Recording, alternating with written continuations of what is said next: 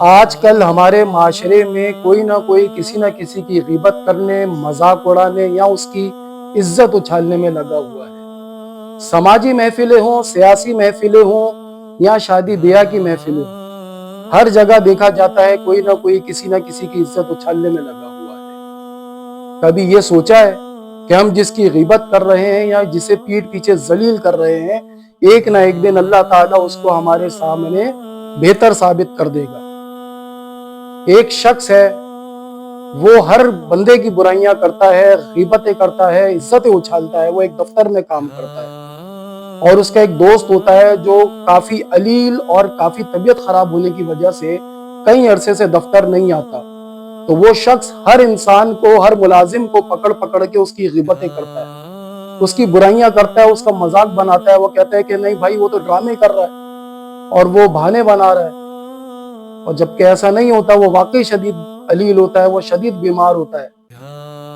انسان ہمیشہ یاد رکھیے گا کہ انسان اگر غیبت کرتا ہے تو سامنے والے اس کا لازمی پیٹھ پیچھے مذاق بناتے ہیں، سامنے والے پیٹھ پیچھے اس کو بھی جو ہے وہ برے لفظوں میں یاد کرتے ہیں، اس کی کوئی عزت نہیں کرتا۔ غیبت کرنے والے کو کوئی عزت کی نگاہ سے نہیں دیکھتا۔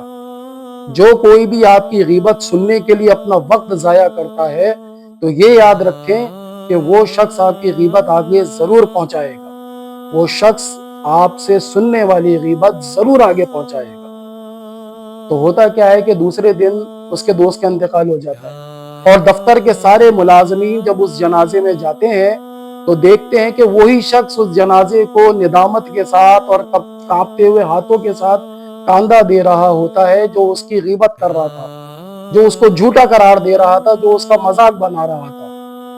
لہٰذا انسان کی عزت اچھالنا، انسان کا مذاق بنانا سخت ترین گناہ ہے، لیکن غیبت کرنا ایک لاش کو کھانے کے برابر ہے۔ اللہ سبحانہ و تعالیٰ قرآن مجید میں فرماتے ہیں کہ اور تم میں سے کوئی کسی کی غیبت نہ کرے۔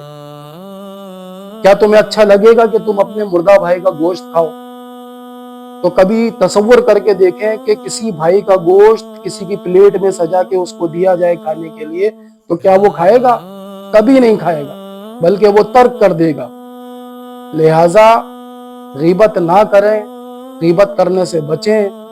انسان کی عزت اور انسان کا مذاق اڑانا اس کا قتل عام ہے، اس کی غیبت کر کے عزت کا مذاق اڑانا قتل عام ہے، اور اس کا قتل، اس غیبت سے کی جانے والی عزت کا قتل انسان کے جسم کے قتل سے زیادہ دردناک ہے۔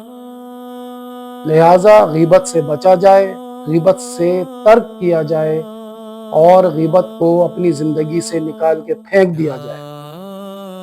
غیبت کرنے سے کنارہ کشی کرے انسان، اور اللہ تعالیٰ سے دعا کرے کہ اللہ تعالیٰ غیبت سے ہمیں محفوظ فرمائے، کیونکہ کل یہ یوٹیوب کے فالوورز، یہ لائکس، یہ ہیش ٹیگز، یہ واٹس ایپ گروپس کام نہیں آنے، بلکہ اللہ کے سامنے ہمارے اعمال پیش ہونے ہیں۔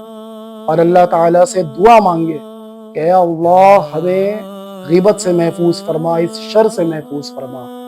تو بے شک وہ گناہوں کو معاف کرنے والا ہے، وہ مددگار ہے۔